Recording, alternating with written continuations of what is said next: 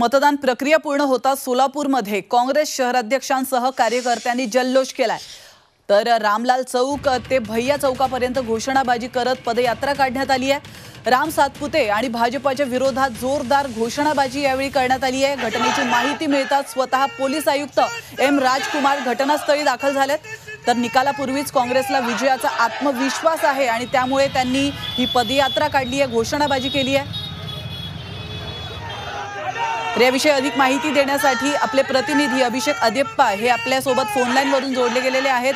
अभिषेक, मतदान प्रक्रिया पूर्ण होताच सोलापुरामध्ये काँग्रेसकडून जल्लोष करण्यात येतोय, काय अधिक माहिती? निश्चितच आज पहिल्या दिवसभरात मतदान प्रक्रिया ही पार पडलेली आहे आणि मतदान प्रक्रिया पार पडल्यानंतर सर्व काँग्रेस कार्यकर्ते, काँग्रेस शहर अध्यक्ष चेतन नरोटे हे सर्व एकत्र आले रामलाल चौकामध्ये आणि अगदी अचानकपणे यांनी जोरदार घोषणाबाजी सुरू केली। घोषणाबाजीचं रूपांतर हे जल्लोषामध्ये झालेलं आहे।